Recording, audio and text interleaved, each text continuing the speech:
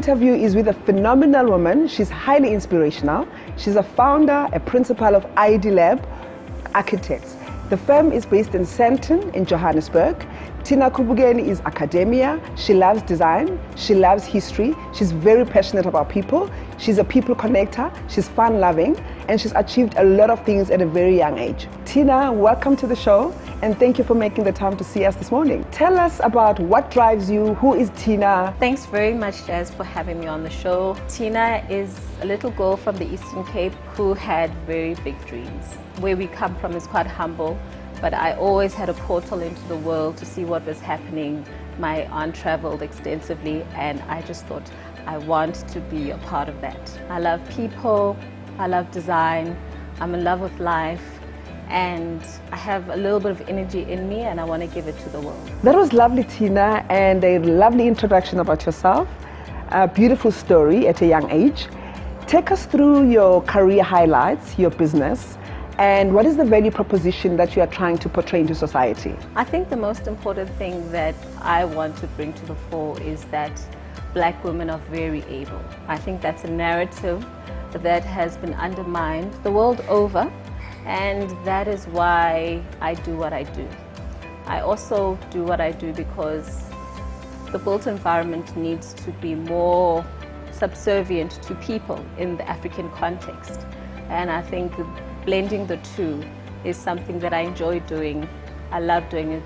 It's how I want to live my life, how I want to express myself. You also asked what are my career highlights. I think the things that touch me the most are being able to practice architecture. People, very interestingly so, accepting our company in this space. I mean, when I started the company in 2012, I was 32 years old. I think 31 at the time. Wow. About to be 32, and I didn't expect for the world, the universe, to open up like it did, and it did, and it was absolutely amazing. We grew, and people loved our work. I remember a time where one of the CEOs of the top 5 banks, he insisted that he wanted his exco to meet me, and that was a great career highlight for me. I mean, I was 32 years old, so you can imagine. Tina, you've mentioned some great highlights, some great achievements in your career at a young age. And wow, I mean, a CEO of a bank wanting you to meet the rest of the exco is quite something. And can you just take us through some of the challenges as a Black female pioneer of an architectural firm? Of what challenges have you faced in terms of trying to be disruptive or trying to get your voice to be heard in a market which is still male dominated? That's actually such an important question, because the struggle in being an entrepreneur is very real. There's a myriad of problems that we encounter, especially as Black women.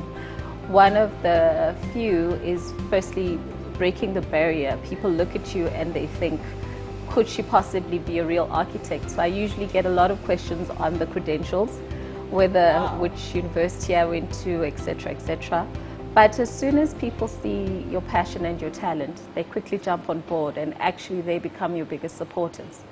So in terms of that, I think that women shouldn't mind that too much. They should just be their best selves, and I think the rest of the world will catch on to it. And another very serious problem is cash flow in small businesses. It's very important to understand how you will manage your cash flow initially as an entrepreneur. If you get a capital injection, you need to have projected cash flows for that year or the next 2 years and stick to that very strictly.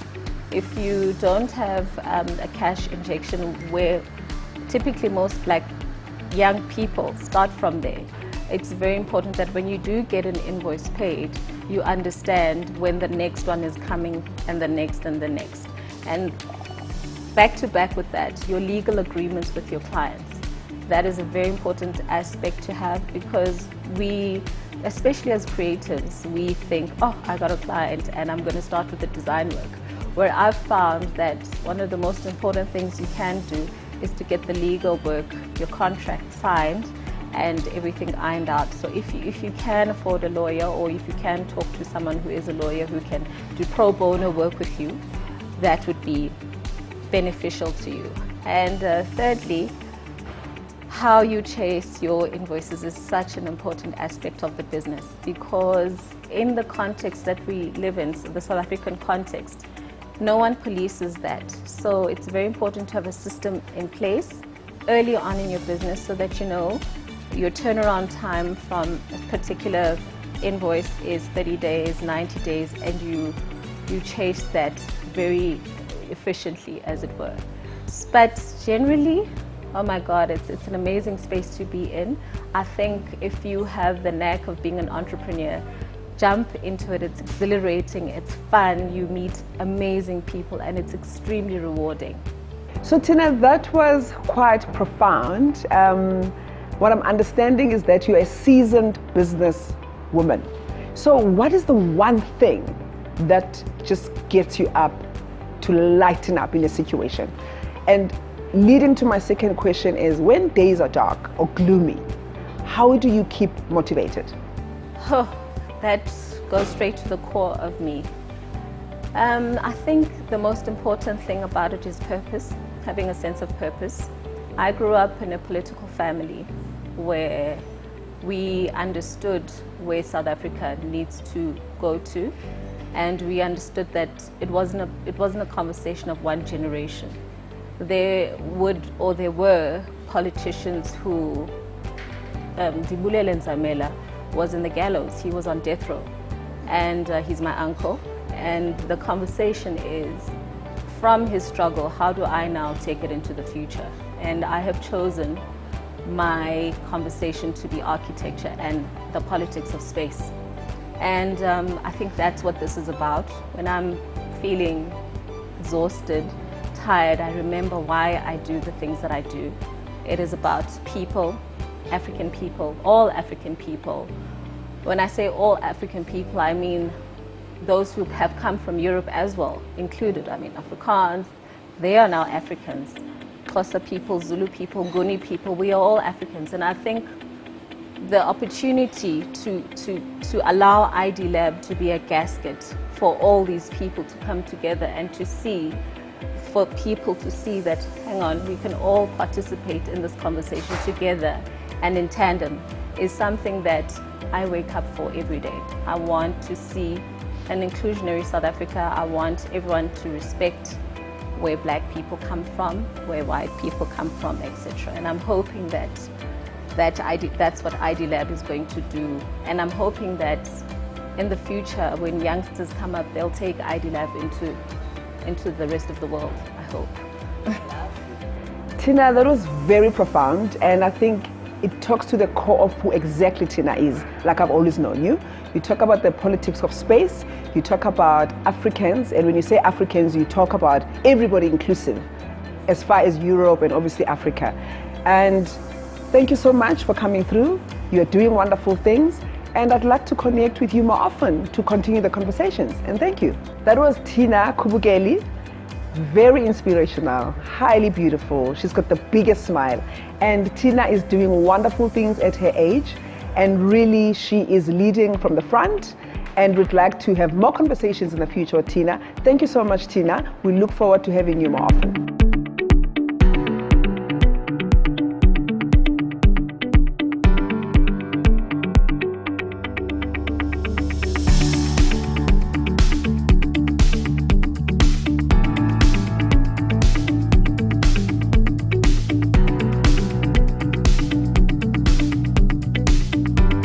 Today's interview is with a phenomenal woman, Dr. Yondela Ndema. She's highly inspirational. She's achieved a lot at a young age. She's academia, she's a business leader, she's a global speaker, and she's just doing great things. Yondela, welcome to the show, and thank you for making the time to come and see us. What drives you? Who is Yondela? And just tell us briefly about your story. What drives me is a will to make a difference, to make my own mark, and also I strive for excellence. So that's what drives me, and I'm also passionate about what I do, ethics, risk, governance. law, and being a game changer, because I strongly believe I was not born to be average, and I strive to break the records. That's me. My next question is to say to you, what are the key highlights of your career, of something that you've done and it's just been outstanding, out of all the outstanding and excellent things that you've done? It's when I got a good to great award. I identified gaps in the system, lack of efficiencies, and then I introduced basically better ways of working, and that's what earned me the Good to Great award. And then again, another highlight was when I joined a listed company as a group exec. And then another highlight was working for a UI listed company listed on the JSE and New York Stock Exchange, and managing a global team.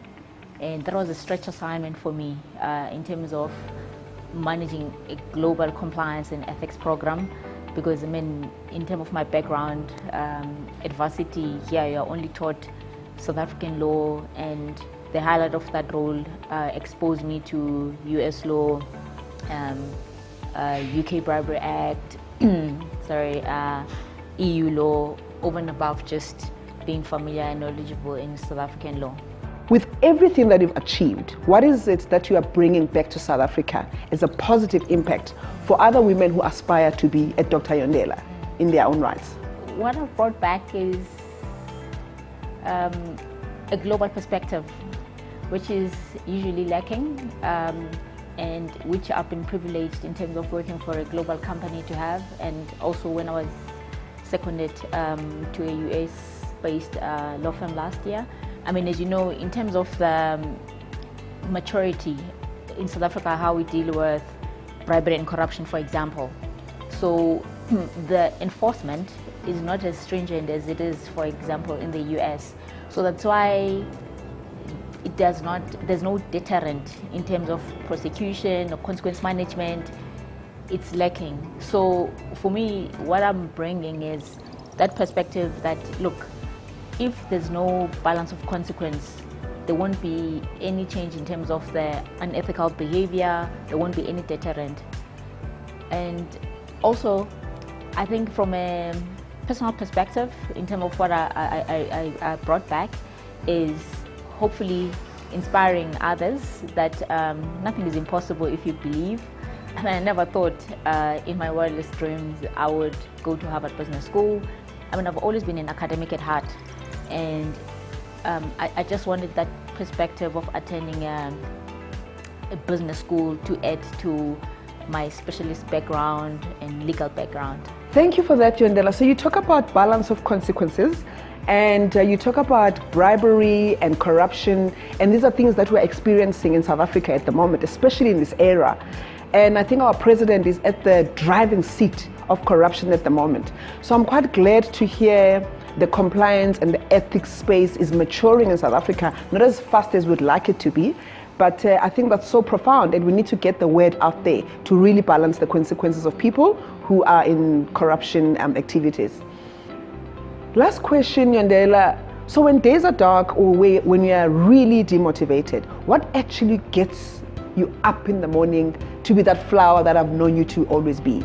It's my faith in God, which is unshakable. It's the thought that my father really believed in me and not wanting to disappoint, and to just create that legacy for myself, for my family, and also my two boys. I've got two sons. So the fact that they look up to me as their mother, and I know they're proud of me. So I fear failure. That's what drives me. And I also go to the gym when days are dark.